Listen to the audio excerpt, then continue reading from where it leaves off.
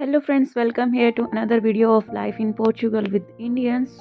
अभी मैं आपको दिखा रही हूँ यहाँ का स्पोर्ट्स कॉम्प्लेक्स का जो कैंपस है वो दिखा रही हूँ। मैं आपको बता दूँ गाइस कि पोर्चुगल में आप किसी भी एरिया में अगर रहते हो, whether it is city whether it is village, मतलब चाहे तो आप शहरों में रहते हो या गाँव में रहते हो, स्पोर्ट्स कॉम्प्लेक्स एक ऐसी फैसिलिटी है जो कि आपके घर के आसपास आपको ज़रूर मिलेगी। लाइक या तो वो आपके वॉकिंग डिस्टेंस पे होगी या फिर लाइक 2 4 या 5 मिनट के ड्राइव पे आपको इजीली स्पोर्ट्स कॉम्प्लेक्स मिल जाते हैं, जिसका इनडायरेक्टली मीनिंग ये हुआ कि आपके आसपास ही बहुत सारे स्पोर्ट्स कॉम्प्लेक्स होते हैं जिसमें कि आप खुद को या अपने जो किड्स हैं उनको एनरोल करा सकते हो। Different sports activity in sports complex में होती है, लाइक स्विमिंग हो गया, टाइकेंडो हो गया, basketball, table tennis, dance, yoga. तो इस तरीके के different kind of physical activity यहाँ के स्पोर्ट्स कॉम्प्लेक्स में होती है। और ज़्यादातर जो स्पोर्ट्स कॉम्प्लेक्स होते हैं उनका कैंपस कुछ इसी तरीके का होता है, मतलब आपको आसपास भी मतलब काफ़ी बड़ा कैंपस होता है, ठीक है।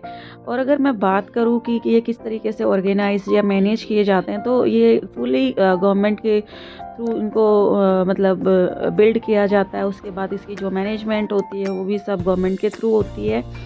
और अगर मैं बात करूँ चार्जेस की कि किस तरीके के यहाँ पे चार्जेस रहते हैं, तो सपोज़ फॉर एग्ज़ाम्पल अगर मैं अपना एग्ज़ाम्पल देती हूँ, तो अगर मैं 2 क्लासेस करवा रही हूँ, स्विमिंग के लिए मैं बता रही हूँ, तो आपको उसके लिए अराउंड 3000 वगैरह पे करना होता है, जो कि 40 मिनट्स की एक क्लास होती है।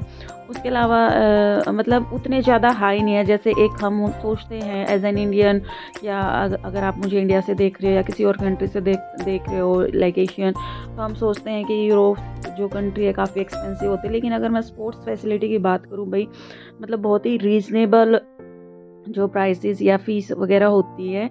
और if I talk about facility की भाई, टीचर्स कैसे होते हैं या आपके जो गाइड होते हैं वो किस तरीके से वर्क करते हैं आपके साथ, तो मतलब काफ़ी अच्छा मतलब अटेंशन देते हैं इंडिविजुअली। ऐसा नहीं होता कि अगर स्विमिंग की क्लास है तो उसमें इतनी भीड़ है कि भाई टीचर्स या जो गाइड हैं या जो कोच है आपके, वो आपके ऊपर उतना इंडिविजुअली ध्यान ना दे पाए। उसी चीज़ को ध्यान में रखते हुए एक क्लास की स्ट्रेंथ होती है कि एक जो कोच है कितने बच्चों को अच्छे से गाइड कर पाएगा ड्यूरिंग वन क्लास, तो उसी हिसाब से जो है क्लास की स्ट्रेंथ भी रहती है।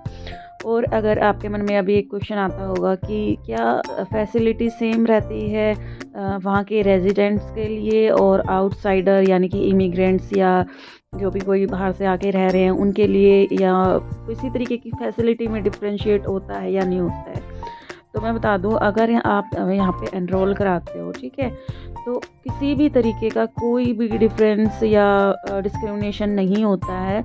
इक्वली आपके ऊपर भी उतना ही कोच टाइम स्पेंड करते हैं, एफर्ट देते हैं, जितना कि अदर बच्चों या यहाँ के जो रेजिडेंट्स बच्चे हैं उनके साथ वो एफर्ट करते होंगे। क्योंकि ये चीज़ मैंने खुद विजुलाइज़ की है, खुद देखी है। इवन आपको अगर आप नॉन पोर्चुगीज़ स्पीकर हो तो कोच को आपके साथ एक्स्ट्रा एफर्ट डालने पड़ते हैं, क्योंकि आपको लैंग्वेज नहीं आती शुरू में।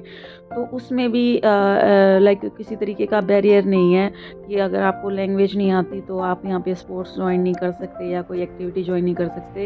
इट डजेंट मैटर आपको लैंग्वेज आती है या नहीं आती है, क्योंकि कई बार टीचर्स होते हैं जो कोच होते हैं वो आपको इंग्लिश में गाइड कर लेते हैं। अगर इवन आपको इंग्लिश भी नहीं आती है तो through their action, through their gestures वो आपको सिखाने की कोशिश करते हैं। तो इस तरीके का कोई इशू नहीं है, ना तो लैंग्वेज को लेकर कोई भी इशू है, ना ही किसी तरीके का डिस्क्रिमिनेशन मैंने फ़ील किया। तो ये सब कुछ जो भी मैं आपको बता रही हूँ, मैं आपको अपने पर्सनल एक्सपीरियंस के बेस पे बता रही हूँ। तो इस तरीके का भी कोई भी डिस्क्रिमिनेशन नहीं है। रही बात इस कैंपस की, तो हाँ, आपको कैंपस के लिए फ्री एक्सेस है, मतलब कोई भी इस कैंपस में आ सकता है, वो कर सकते हैं।